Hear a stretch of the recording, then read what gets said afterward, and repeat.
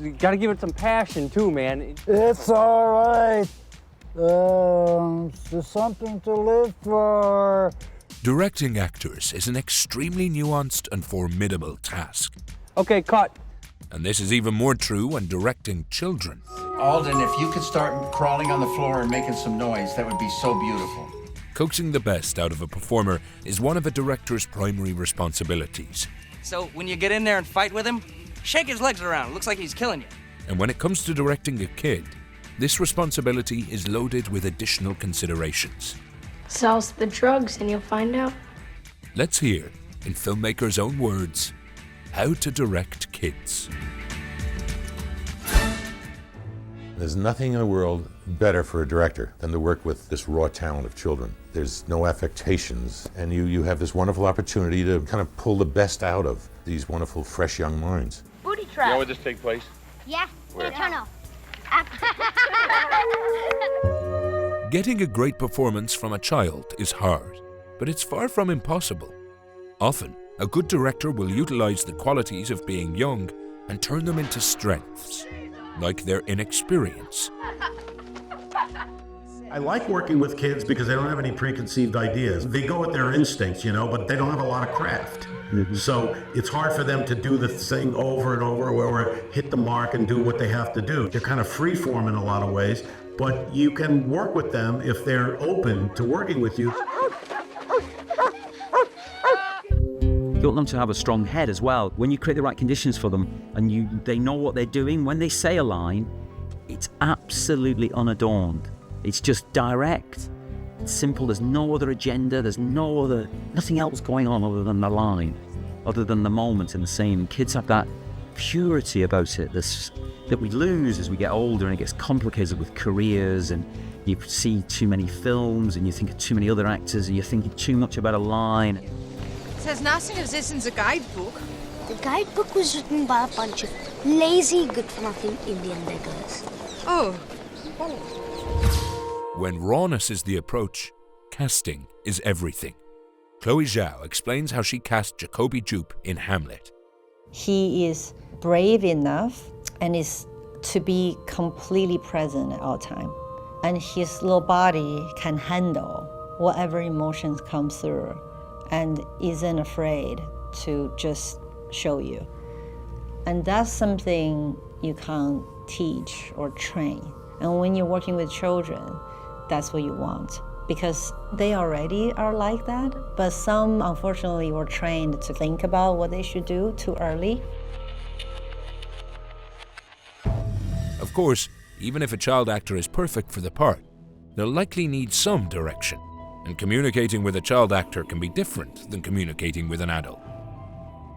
You have to explain things thoroughly. Like in an adult, you can argue and you see if you have the same point of view because they'll have their own intentions and their own point of view. A kid, you actually have to give them that point of view. So you have to work and rehearse with them a lot and really go line by line and say why you're saying that, what are you trying to get from that. Don't worry, you're going to heaven. This doesn't mean you need to be patronizing, however. I just never wanted to condescend, because I just remember being a kid that the adults I liked weren't the ones that patted on your head. They didn't condescend to you. They treated you like a real person, even if you're only 8 years old. They talked to you like an adult. Yeah, why? Well, what are you afraid of? They're gonna laugh at me. What? Why would they laugh at you? I don't know, because I'm fat. Treat children not as cute, not as little, not as less than, as like just full people. Developmentally maybe a little different, but like as full people. So should I call you like Papa or Dad or just Johnny? You can call me whatever feels comfortable to you. I don't know, it's just I'm not used to being able to choose. Still, getting a child to display a genuine seeming emotion can require more coaxing. Sean Baker explains how he coached his child actor through an especially emotional scene in the Florida Project. I don't like rehearsing emotional scenes like that. I think I've done that once in the past, and the actor gets it out of their system during the rehearsal, and then you start rolling the camera and you can't capture that same intensity. So we didn't ask her to rehearse that scene, but we talked a lot about it. And we talked about what would make her sad if she was this character and not seeing her friend again, you know, getting her to that place. I can't say it.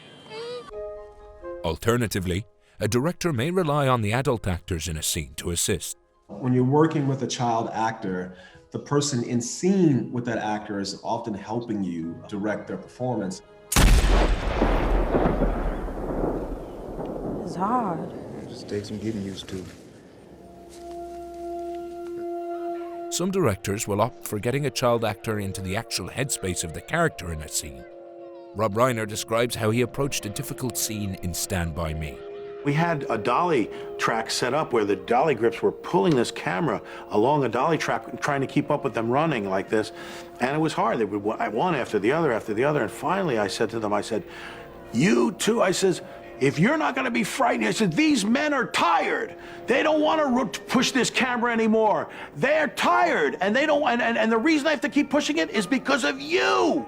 You're not doing what, and I started yelling like this at him. I said, and if you're not worried, if you're not gonna cry because you're worried about that train coming after you, you better start crying because I'm gonna come after you. Like this, I started, and then they started crying. I said, roll the camera. And they started running. And they finished it, and they ran off camera, and they went, Rob, see, we did it, we were crying. Hey, at least now we know when the next train was due. Spielberg famously used a similar technique with Drew Barrymore on E.T., allowing her to think that E.T. was actually real, so that her emotions were authentic. Of course, a director has to be extremely careful when using this approach. People should know that when a child is younger than 7.5 or 8, then if you make them go through really difficult, terrible emotions, they will be damaged. Mom! It's important to always keep in mind that a child actor is a child, and that they can't and shouldn't do everything an adult can. Don't spoil it. Fur crews, you know, they ply them with sweets or they get too much chocolate. Fatal. Don't spoil them. They will get tired, you know, so allow for them to get tired. Don't overwork them. There's his coat going up the pipe. Call a plumber. Stuck in the pipe there, isn't he, Wonka? There are strict rules and regulations to protect child actors that film crews must adhere to. Violet, you're turning violet, Violet. What are you talking about? In the US, labor laws vary from state to state and for different age ranges. In many states, productions need permits for each child actor.